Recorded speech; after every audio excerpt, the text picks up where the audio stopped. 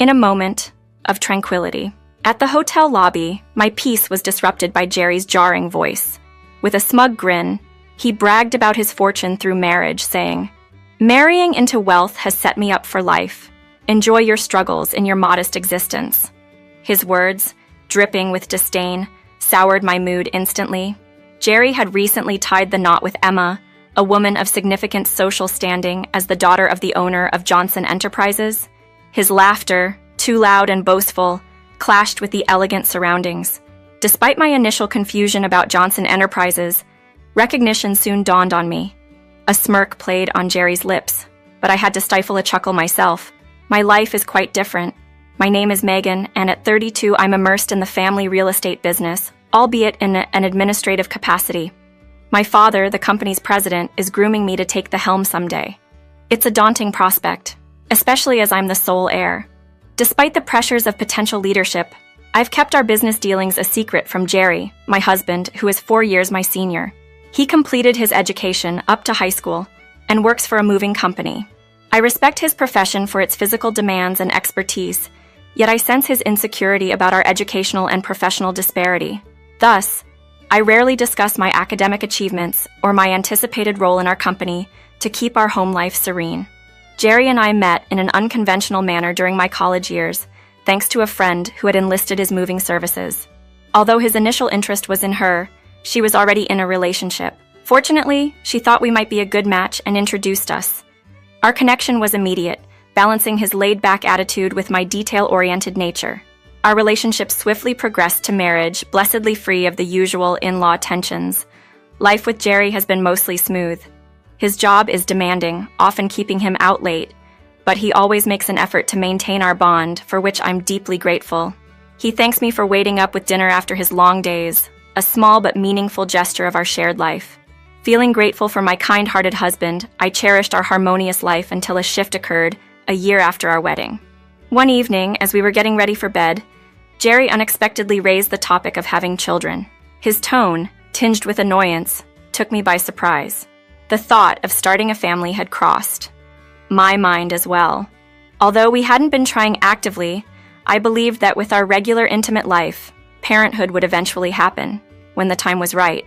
"It's only been a year since we got married, so there's no rush," I replied, trying to inject a note of calm into the conversation.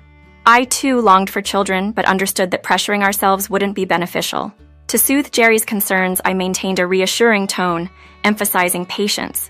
Jerry, however, seemed unconvinced and cited statistics to back his point, claiming that there's about a 70% chance for couples not using contraception to conceive within a year. His assertiveness surprised me. I wasn't aware of the exact figures, but his quoted percentage felt overwhelmingly high. "If you're really eager to start a family, perhaps we should consider getting tested," I suggested, thinking it prudent to rule out any potential issues. Jerry's reaction was defensive and accusatory, questioning if I was implying the problem lay with him, and stating that infertility was usually a woman's issue, thus dismissing the need for him to get tested. I was stunned by his harsh words. My suggestion was merely a proactive step, not an accusation. Yet, Jerry concluded I was blaming him and insisted the problem must be mine.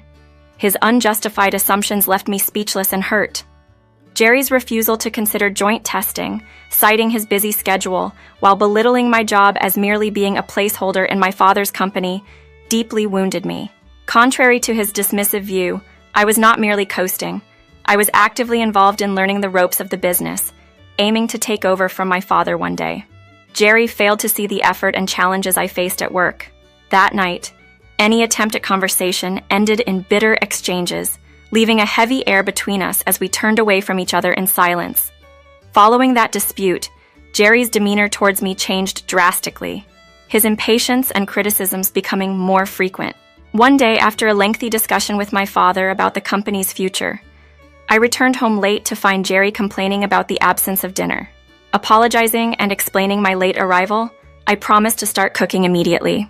But Jerry's comments, underestimating the size and significance of my father's business, highlighted a lack of understanding and respect for my professional commitments. Offering him a drink while I prepared the meal, I reflected sadly on the role alcohol played in smoothing over our relationship's growing tensions. Dealing with Jerry's moods became a daily challenge, and if offering him a drink could ease the tension, then I was willing to try anything.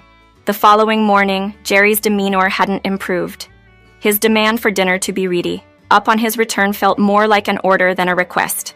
With a heavy heart, I prepared for my day, which included a visit to the gynecologist for fertility testing. A step I had suggested but now faced alone since Jerry had outright refused to participate. The decision to undergo testing wasn't easy, especially doing it by myself. Yet, I knew it was necessary. If there were any issues on my end, early detection and treatment were crucial. Understanding that fertility can decline with age, I was eager to address any potential problems sooner rather than later. The clinic was bustling, and after an hour's wait, I underwent a thorough examination and blood tests. The doctors promised results by my next appointment. The possibility that the problem might lie with me was daunting, but I was ready to face whatever came my way. When Jerry returned home, I shared the day's events with him, hoping for a sliver of support or understanding. His response, however, was predictably insensitive. "If there's a problem, it's good you're getting tested. Let me know what they find," he said, barely hiding his conviction that I was to blame for our fertility struggles. Over the next 3 years, our situation remained unchanged. We still hadn't conceived, and Jerry's interest in starting a family seemed to wane. His late nights became more frequent, and there were times he didn't come home at all. His excuses of drinking with colleagues or karaoke sessions didn't ease my growing frustration. My career demands increased, pushing the dream of family further to the background, but Jerry's recent neglect was too much to bear. One day, Jerry left his smartphone at home.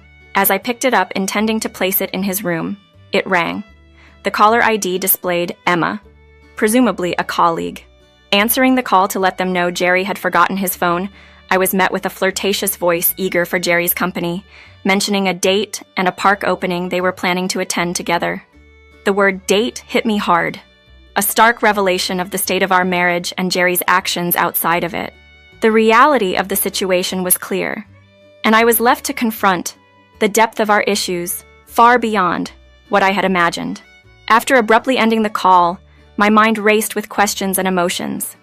The voice on the other end had eagerly anticipated a date with Jerry, a word that hinted at a relationship far from professional.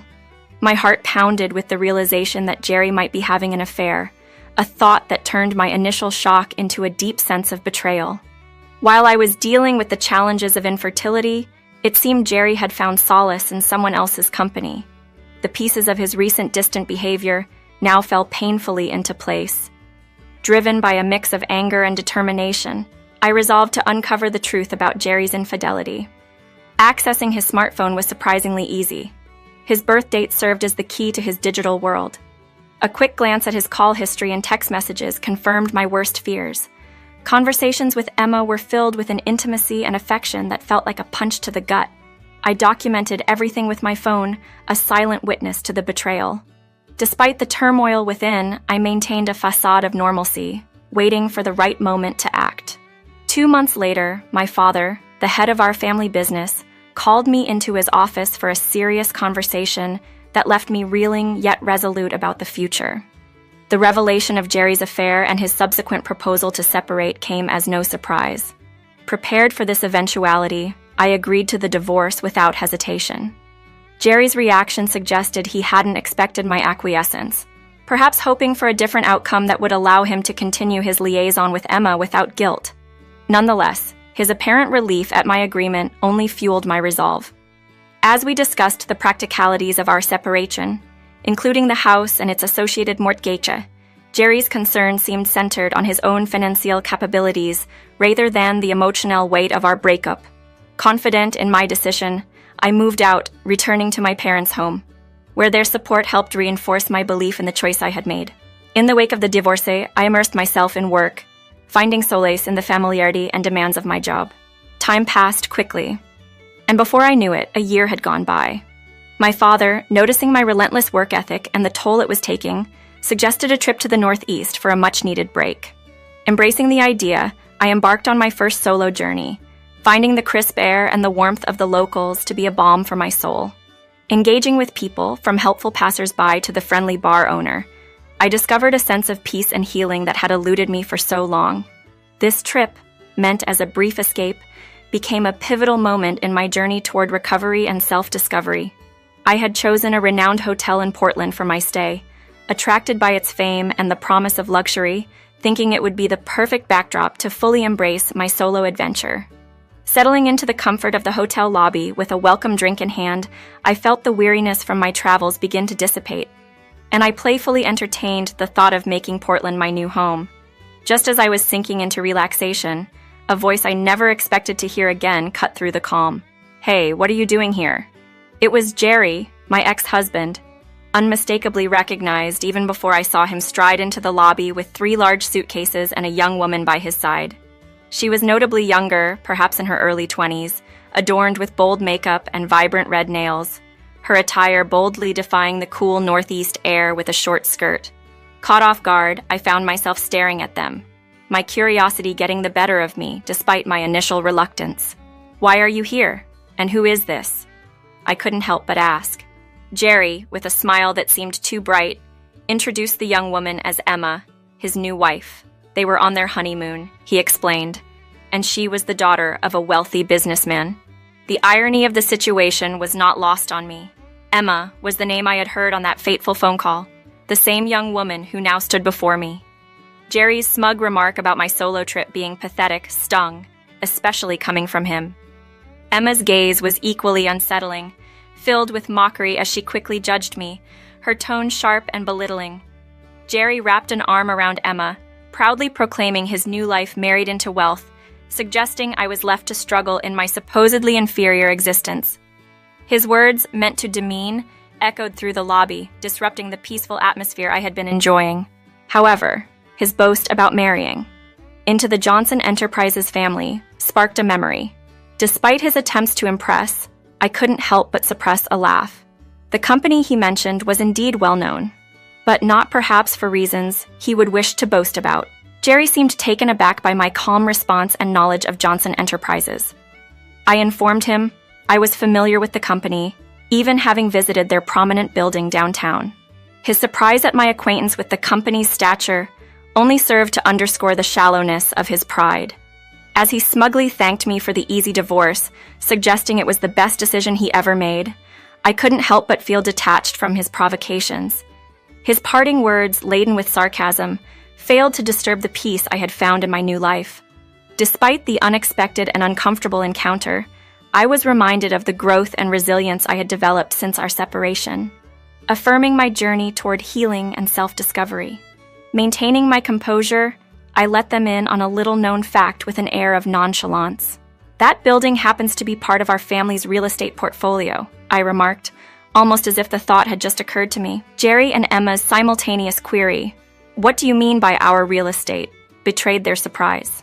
I explained, "The building you're referring to is actually one of the prime properties managed by my father. It's a prestigious spot for his offices. I'm not sure how involved your company is with real estate, but I can assure you it's far from modest." Their skepticism was palpable, but I pressed on, no longer concerned with preserving Jerry's ego.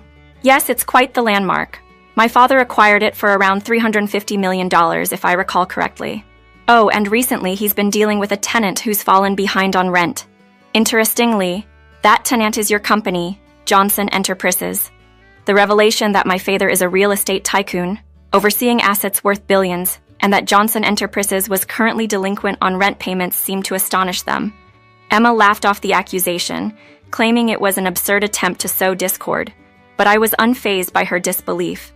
Without hesitation, I pulled out my phone and dialed my dad, requesting he send over the reminder notice for the overdue rent. The evidence arrived promptly, leaving no room for doubt. "Here, takes a look. 5 months of rent unpaid. If it's not, settled soon. Legal action might be the next step. What's your plan?" Their confidence faltered at the mention of potential litigation. Emma's facade cracked as she admitted to noticing changes in her company's demeanor, hinting at financial troubles she had previously overlooked. Jerry, on the other hand, accused me of fabricating the story to drive a wedgie between him and his new wife. His outburst, loud and filled with desperation, was a stark contrast to the composed figure I had maintained. This unexpected encounter not only revealed the cracks in their seemingly perfect life but also underscored my growth beyond the need for Jerry's approval or the petty satisfaction of seeing him falter. It was a testament to my strength and the new life I had built for myself. far removed from the shadows of our past marriage. As Jerry stood there, smugly basking in his new life, memories of his unkind words throughout our marriage flooded back to me. It was time to face him, not as the person he once knew, but as someone who had moved far beyond the pain he caused. Do you honestly believe I harbor any feelings for you after everything? How delusional. My days of tolerating your shallowness are long gone. In fact, I pity Emma for being entangled with someone of your caliber. Was it her wealth that drew you in, just as you had shallow motives for marrying me?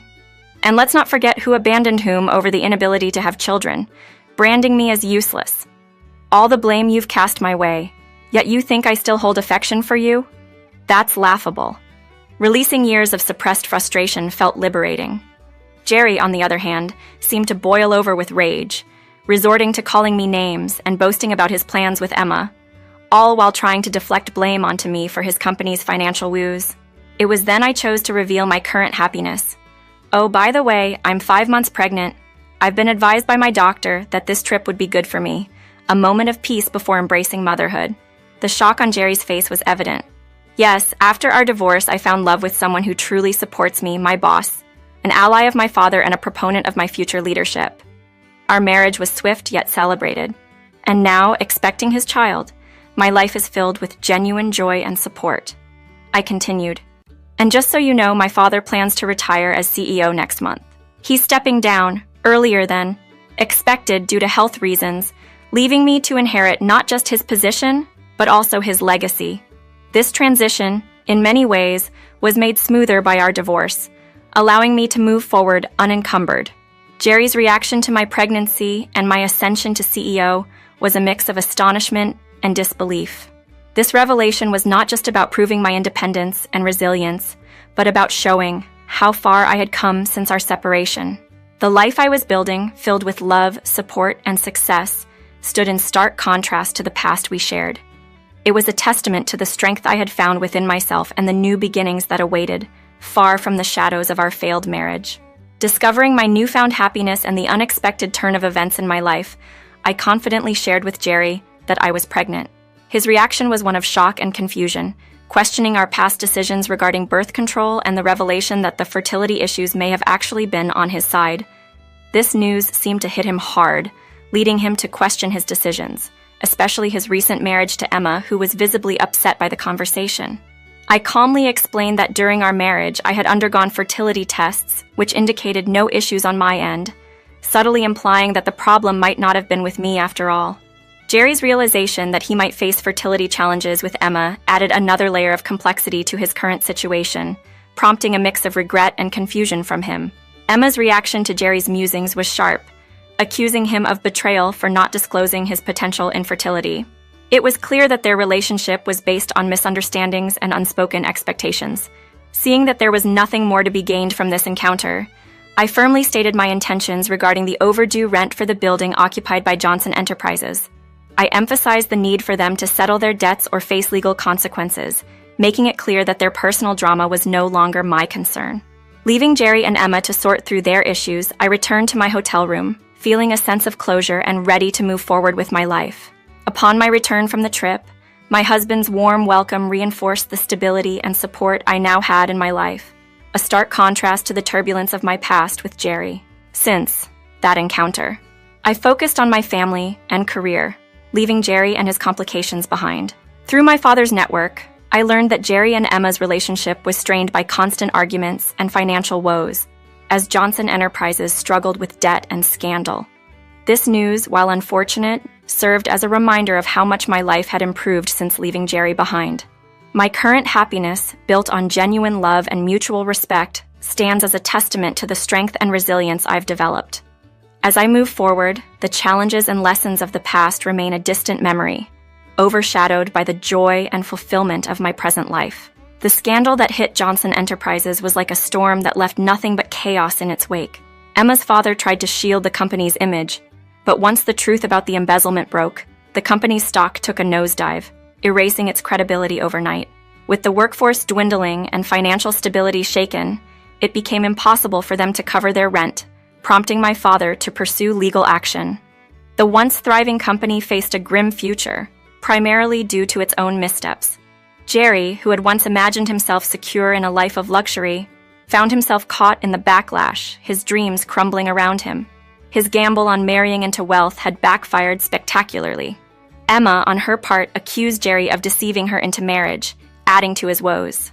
In the aftermath of our uncomfortable hotel confrontation, I took steps to seek compensation for Jerry's betrayal during our marriage. Further straining his finances, the fallout was inevitable. Jerry and Emma's marriage, built on shaky ground, couldn't withstand the pressure and eventually ended in divorce. Then, in a twist I never anticipated, Jerry reached out to me, pleading for reconciliation and help with his debts, his voice dripping with desperation. But his appeal only highlighted his unchanged priorities and failed to stir any sympathy from me. Firmly, I declined his plea, choosing instead to focus on the bright future awaiting me with my husband and our child. I ensured Jerry could no longer reach me by blocking his number, cutting off any avenue for his pitiful attempts at reconciliation. Jerry's situation was a stark reminder of the consequences of his actions. Facing financial ruin and personal isolation, compounded by his infertility, his prospects for remarriage seemed bleak. Yet, his predicament felt distant to me, almost as if belonging to another world. As for me, life has never been better. With a loving husband by my side and the joy of our upcoming child, I've found a happiness that's both deep and genuine. Work is rewarding, and every day brings new reasons to be grateful. This sense of fulfillment, both in my personal and professional life, is something I cherish deeply. As I look forward to what the future holds, I'm reminded of how far I've come and the bright path that lies ahead.